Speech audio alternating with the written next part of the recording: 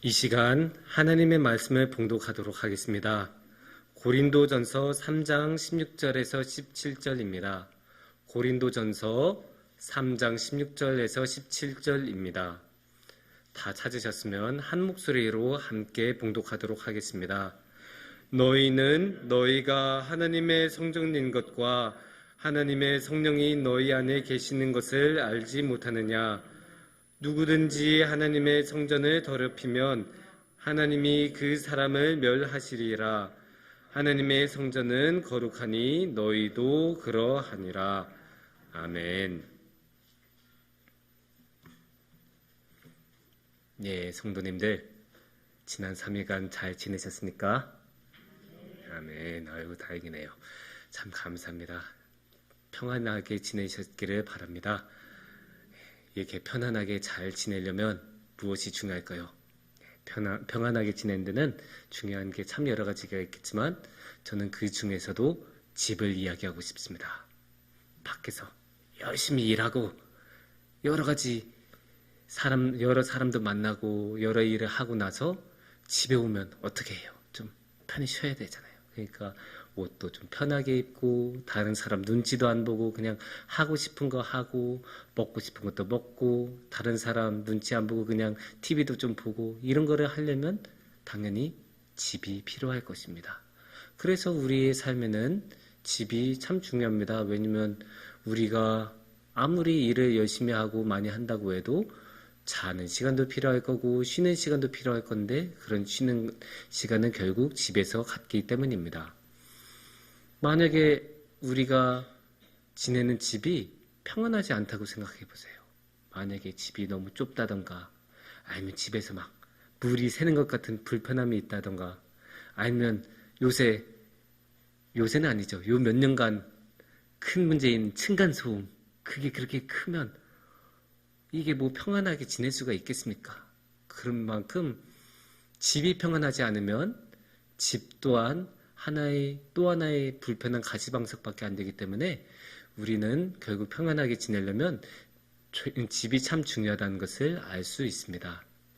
특히나 집은 우리나라 사람들에게는 항상 특별한 의미를 갖습니다. 우리나라는 보통 이제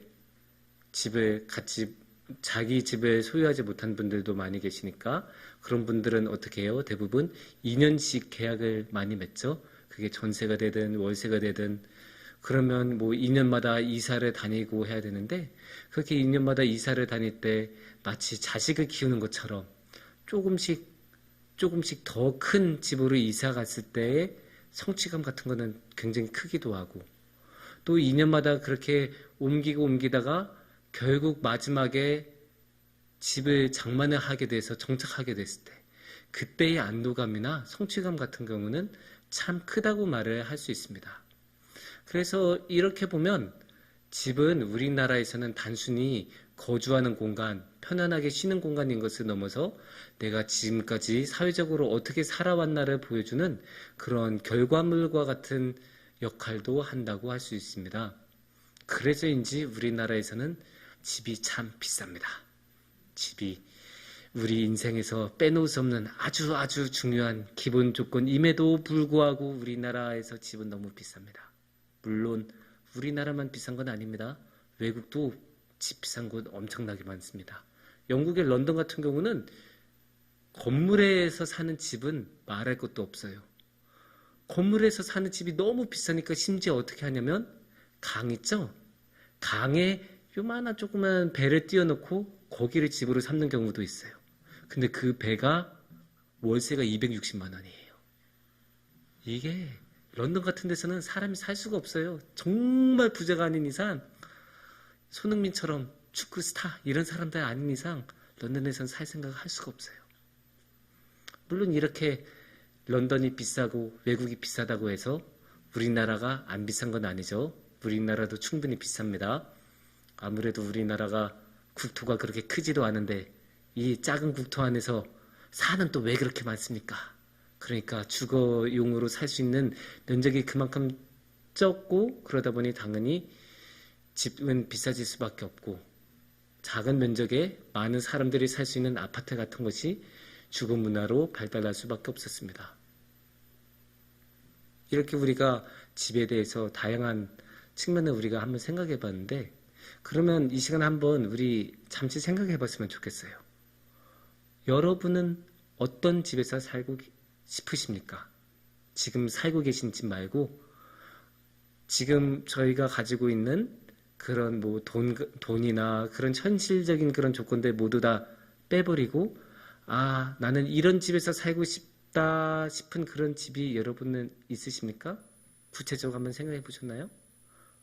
제가 만약에 이렇게 질문을 드린 다음에 답변을 한 분 한 분 이렇게 듣는다면 여기 계신 분들 모두 제각기 다른 집의 모습을 이야기해 주실 거예요. 어떤 분들은 나는 무조건 넓은 집이 좋아, 이렇게 말하실 분도 계시고, 어떤 분은 나는 집 넓은 거 그렇게 중요하게 여기지 않는데 시설만큼은 새 거고 깨끗했으면 좋겠어, 이렇게 말씀하시는 분도 계실 수 있습니다. 저는 그런 여러분의 취향 모두 존중합니다. 그건 여러분의 취향이고 여러분의 꿈이기 때문에 충분히 어떤 모습이든 틀린 것이라고는 말할 수가 없습니다. 성경에도 보면 참으로 다양한 집의 모습들이 나옵니다. 예를 들면 다윗과 솔로몬이 살았던 왕궁이 있죠. 그 왕궁은 심지어 그 예루살렘에 있던 성전보다도 컸어요. 그만큼 으리으리한 집도 있는 반면에 아브라함이 살던, 야곱이 살던 그런 건물도 아닌 천막과 같은 집도 있죠.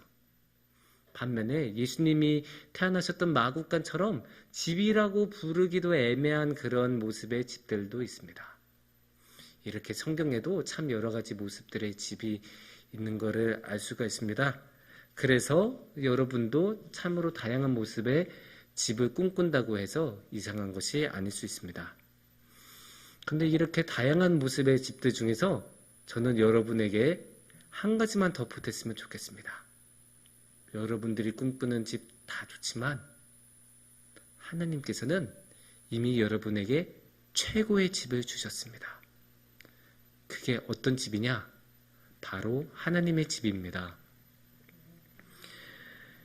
아무리 힘드시고 아무리 어려운 상황에 계셔도 아무리 지금 살고 계신 집이 불편하시더라도 이것 하나만큼은 잊지 않았으면 좋겠어요. 우리는 하나님의 집에서 살고 있다.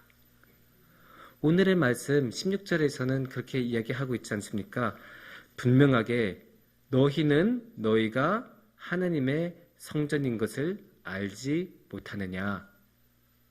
우리 자신이 하나님의 성전이니까 그러면 우리가 하나님의 집에서 산다고도 충분히 말을 할 수가 있습니다. 왜냐하면 우리가 하나님의 성전인 만큼 어디 가든 하나님의 성전과 함께 가는 거고, 그렇기 때문에 우리는 하나님의 집에서 살고 있다고 할 수 있습니다. 하나님의 집 얼마나 좋습니까? 생각해보면 이 하나님의 집은 그 조건이 어마어마합니다. 일반적인 집에서는 정말 꿈도 꿀 수 없는 파격적인 혜택입니다. 우리가 월세를 냅니까? 뭐 전세로 보증금을 냅니까?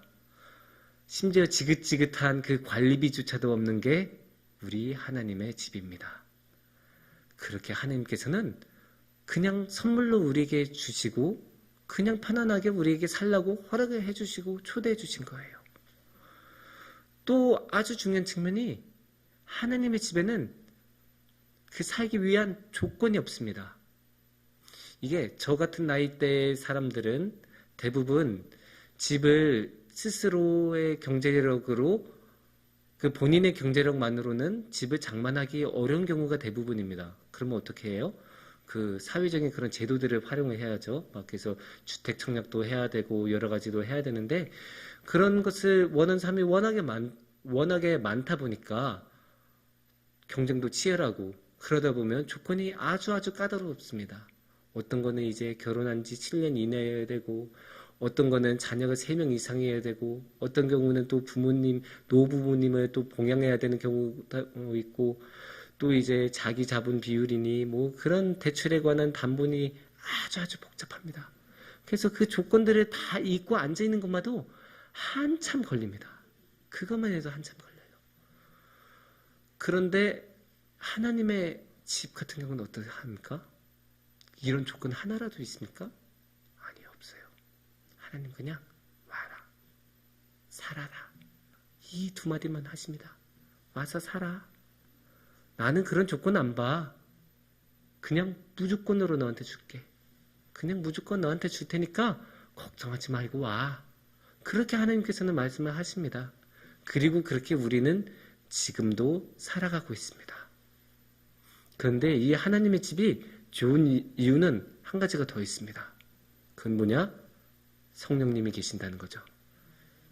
16절에 나오지 않습니까?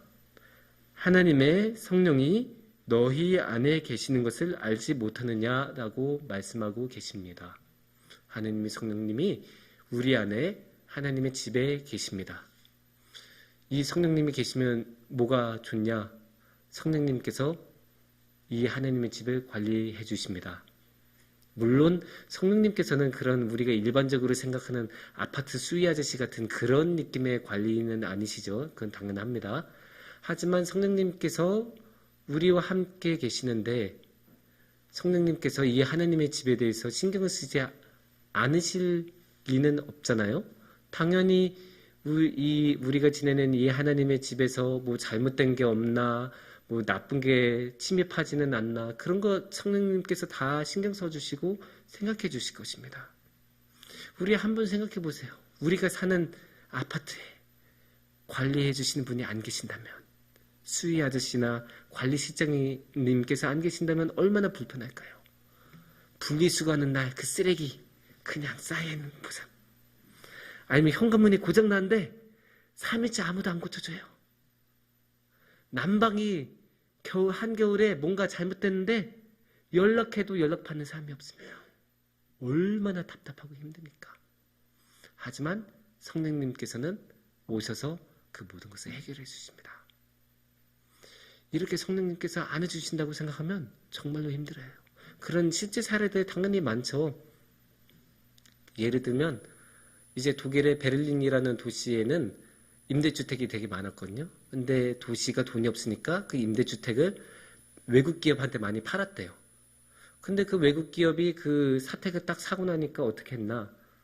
그냥 그 집에 사는 사람들한테 월세하고 관리비만 받고 그에 대한 합당한 관리는 하나도 안 했다고 해요. 그러니까 그 거주민들이 얼마나 불편했겠어요. 현관문 이게 삐걱대도 안 고쳐주고 하수구 막혔는데도 안 뚫어주고 막 그러니까 이게 굉장히 힘들었다고 합니다. 하지만 우리는 그런 걱정할 필요 있습니까? 아닙니다. 없습니다. 왜냐? 성령님께서 우리가 지내는 하나님의 집을 관리해 주시기 때문입니다. 그런데 여기서 너무나도 중요하고 너무나도 당연한 것이지만 우리가 자주 잊어버린 것이 한 가지 있습니다. 그것은 바로 우리가 사는 곳은 하나님의 집이라는 것입니다. 하나님의 집. 누구의 집이에요? 우리 집이에요? 아니에요. 하나님의 집이에요. 그런데 우리가 이 하나님의 집에 너무 오래 살다 보니까 어떤 분은 30년, 어떤 분은 50년, 어떤 분은 80년도 사시다 보니까 이게 어느덧 내 집인 줄 아는 경우가 있어요. 물론 오래 살지 않아도 한 살짜리도 그 내 집이라고 착각하는 경우가 많이 있어요. 이거는 오래 살고 적게 살고의 문제는 아니긴 합니다. 하지만 이게 내 집이라고 생각하면 이게 문제가 생겨요. 왜요? 하나님께서는 이게 하나님의 집이니까 깨끗하게 써라 라고 당부를 하시잖아요. 17절에 보면 그렇게 나오고 있죠. 17절에 보면 하나님의 집을 더럽히지 말고 깨끗하게 살라고 하시죠. 하나님의 성전을 더럽히면 하나님이 그 사람을 멸하시리라 이렇게 분명히 경고하시는 거 보면 더럽게 살지 말라는 거예요.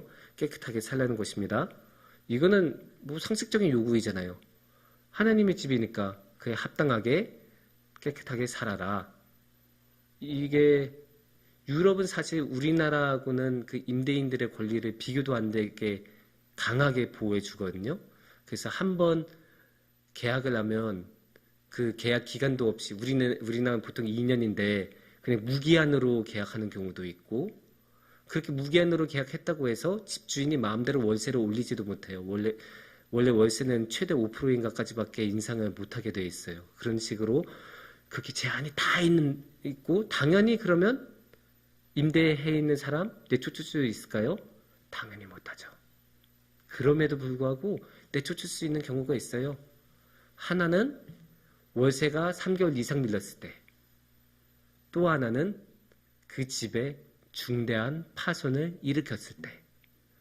그렇게 그 임대인들의 권리를 강하게 지켜주는 유럽에서조차 집을 훼손시키면 쫓겨나는 것은 당연한 수순입니다. 그러니까 우리도 당연히 우리가 지내고 있는 하나님의 집을 깨끗하고 더럽히지 말고 잘 지내야 할 것입니다. 그래서 이게 무리한 요구도 아니고 굉장히 당연한 요구라고 할 수 있습니다. 그렇다면 여기서 더럽히지 말라는 것은 무엇을 의미할까요? 이게 더럽히지 말라라고 하면 딱 곧바로 술, 담배부터 생각하시는 분이 계실 수도 있어요. 물론 그것도 맞습니다. 틀린 건 아니에요. 하지만 그건 사실 좀 작은 부분입니다. 제가 이렇게 말했다고 해서 서진우 목사가 이거 작은 부분이니까 해도 된다고 해서 하면서 술 사시러 가시면 안 됩니다. 그러면 제가 곤란해져요. 그거 큰 오해입니다. 저는 신앙적인 측면에선 여전히 술, 담배를 하는 것을 권하지 않습니다. 웬만하면 술, 담배 하지 마시면서 사세요. 저 분명히 말했습니다. 근데 이게 작은 부분이라면 큰 부분은 무엇일까요? 큰 부분은 아까 말씀드렸던 것. 하나님의 집을 우리 자신의 집으로 착각하는 거죠. 그때부터 모든 게 시작합니다. 왜냐? 아니, 내가 내 집에서 이렇게 좀 하겠다는데 그게 문제야? 아니, 내가 좀 옷 벗고 TV 좀 벗겠다는데 그거 내 집이잖아. 내 마음대로 할 수 있는 거 아니야. 이렇게 하기 시작하면 어떻게 되겠어요? 끝이 없겠죠.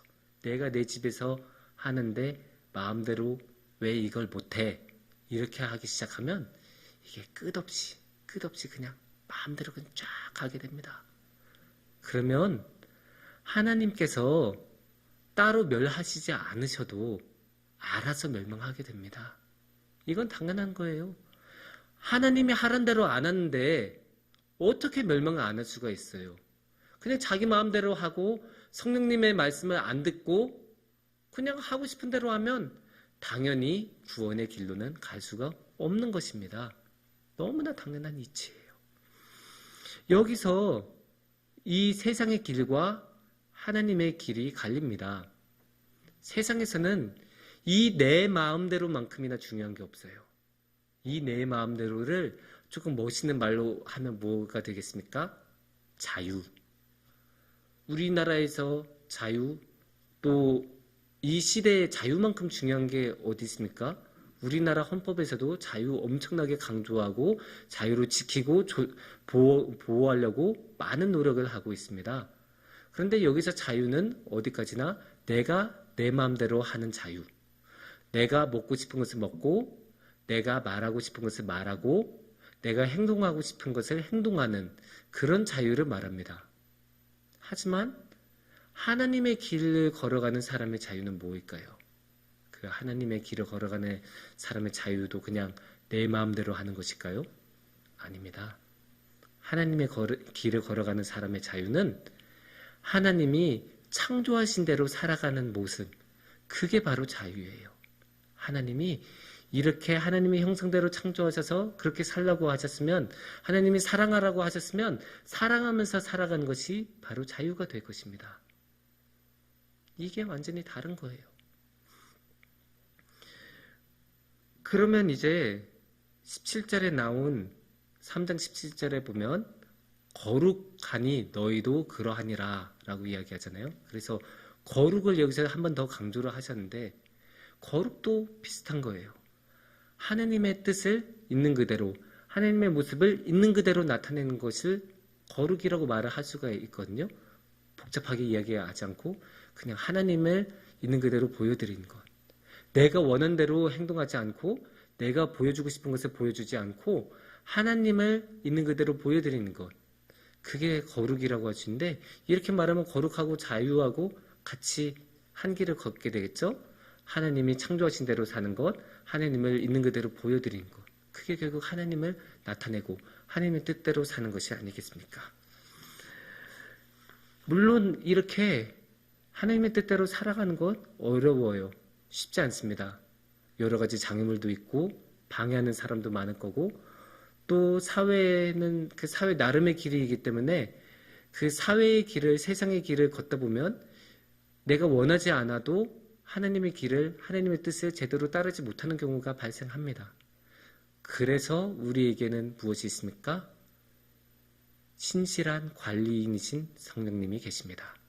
그래서 성령님께서는 우리 안에 계셔서 우리가 하나님 집 안에서 제대로 살 수 있도록, 제대로 관리하면서 살아갈 수 있도록 항상 지켜주시고 도와주십니다. 그래서 우리는 내 마음대로 사는 것이 아니라 하나님을 바라보고 성령님의 뜻에 따라 우리의 관리이신 성령님을 존중하고 성령님을 따르면서 살아가야 합니다. 그게 우리가 살아가는, 자유롭게 살아가고 거룩하게 살아가는 방법이 되겠습니다. 성도님들, 우리가 항상 잊지 않았으면 좋겠습니다. 우리는 하나님의 집에서 살고 있습니다. 이 하나님의 집은 어떠한 경우에도 우리의 집이 아니라 하나님의 집이십니다. 하나님께서는 너무나 관대하고 인자하시고 노하기를 더디하시는 분이기에 우리가 정말 큰 잘못을 많이 저질러도 하나님의 집에서 내쫓지 않으시고 오래 참으시고 계속 살 수 있도록 허락해 주십니다.